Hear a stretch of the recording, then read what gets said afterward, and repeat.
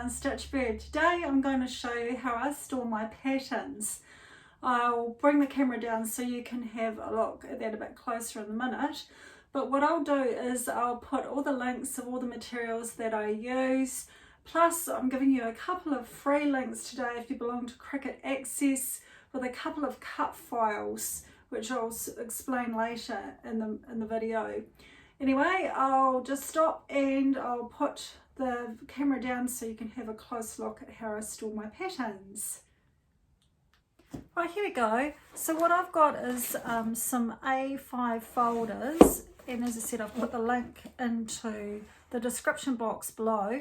So I've decided to separate my patterns into these categories. So I've got one for tops, I've got one for dresses, and then I've basically got one for skirts, pants and suits, sort of separates. So each one of these folders, I have got the front of the patterns filed. I'll undo one to show you. Got them filed away in one of these clear plastic sleeves. So it's just the envelope part, not the actual pattern part. So I've taken them all out so you can flip through the book here and you can see I've actually made a wee colour page. These two need to be refiled. So I've got them all filed in here. So at night, if you're sitting in front of TV and you're wanting to get some inspiration, you can flick through your little box to see what patterns you have, that kind of thing. So this is how I store my big four: Simplicity, Birder, New Look, Butterick, all those ones are in here. I store my indie patterns a little bit differently. So that's how I store the pattern front, so I can see what I have. And what I'm planning to do is, in the actual patterns, which I'm going to show you shortly, which are in a drawer, I've created these stickers. You can see them there. And what I'm going to do is I'm going to fill these out and actually stick them on the paper pattern information sheet or the outside of the packaging, so I know what date I made it, what size I made the particular garment, the fabric I used, whether I did any adjustments, and what I'll do differently maybe next time, and maybe a different fabric or a different size or something like that. So what I've done for you guys is I've got these as a Cricut Access file if you want to be able to print and then cut, or I've got a link to a Google Drive, and this is a PDF where you can just cut them out and glue them on with glue stick. So that's another option. So I'm planning to pretty these up at some stage. I might put some nice quilting cotton or something like that on the front, or some wallpaper. But at the moment these have served me well. So that was my tops. This one's my dresses. And what I've done with each of the categories is I've filed them in numerical order. Okay, so this makes it easy for the next part that I'm going to show you, where I actually, how I store them in the drawer, to locate them. So that's the dresses, and then I've got, this is a combination of skirts and pants, again in numerical order, and then at the back I've got my suits. I think separated out somewhere, there should be a division there somewhere. Anyway, so that's how they are in the folders. So now I'm going to take you over to the drawers and I'm going to show you what they look like in the drawers. Okay, here's my set of drawers, and I'm just going to open up the drawer where the patterns are stored. Okay, so in the drawer here, what I've done is I've separated them down into categories. So here's my skirt and patterns. I've got a little folder in there, little file tab. So they're all in numerical order. Over here we've got tops, and again I've got the number here, so I know that I've got 6,628 to 9,430. So I put these wee tabs every now and then just to help me locate the patterns.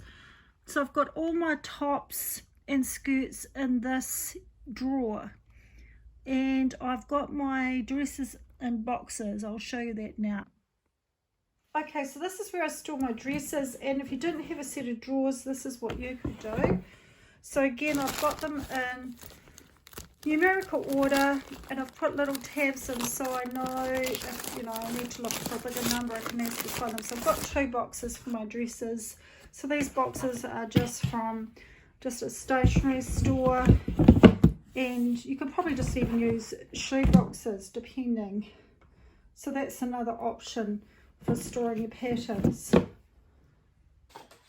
Okay, this is how I store my indie patterns. I've created a cute little folder, and I've divided them up into knit tops. And again, I've used the little plastic sleeves, and I've just used an A5 piece of paper and copy and pasted the photo of each top onto a piece of photocopying paper. And I've actually backed these so they don't need as many little protector sleeves. So these are all my knit tops. And then I go to woven tops, and I've put the tabs at the top because I just think it's a bit easier to find when I'm looking for a particular pattern rather than down the side, because I would have hung out the side too much. I know they disappear a little bit in here, but it's not too bad. And then I've got bottoms, knit bottoms, and then I've got woven bottoms. So it doesn't matter whether it's a skirt or trousers or whatever. Okay, and then I've got all my dresses. It just doesn't matter whether they're knit or woven, I've got them in there. Then I've got all my toppers, which are like jackets or vests and things like that. So I've got these little file tabs available in Cricut Design Space, so you can use those to create your own little folder. So with the patterns, I've again taken the front part of the instructions and photocopied it off and glued it to the front just of an A4 envelope. Now I do prefer the envelopes that open at the top. However, if you've got ones like this one here that open down the side, what I've done is I've just sealed it, then I've just cut across the top. I prefer them come in and out of the top. And I've just started sticking my little labels on so I can record my size, what fabric I use, that kind of thing. Here's another one. Again, I've used the front part of the instructions, photocopied off an example on the back to note any things, and you can easily fold up and fit in your pattern in here. Originally I was going to have them all hanging, but they're just going to take up too much room. I can easily grab one of these when I need it. This envelope's a wee bit worse for wear, but I can replace them at any time. Same thing here, photocopied on the front, and then I've got the instructions and the pattern inside there, and then they go into my filing cabinet. So I find this system works really well for me because I'm mainly using my indie patterns at the moment. I just find it handy to keep the whole thing together in the filing cabinet, whereas my older Big 4 patterns, I'm quite happy to keep them in the folders, and then I can just run out to my room to grab whichever pattern I need. Okay, this is where I store my indie patterns, and I have them stored in here. I've yet to do my little tabs, but I'm going to have them in the same order as in my little file folder so that I can easily find tops, bottoms, etc. If these grow in size, obviously I'm probably going to have to get another filing cabinet, but I just find a filing cabinet works really well. They sit in there really well, and the dividers will work great as well. So that's about it for today. Next week I'm planning to talk about the jacket that I'm wearing today, and another exciting jacket that I made as well, which I'll share the pattern, my thoughts on it, how it worked for me, some interesting techniques around it. Anyway, thanks for watching, and until I see you next time, have a great week and keep warm in cold New Zealand. Bye now.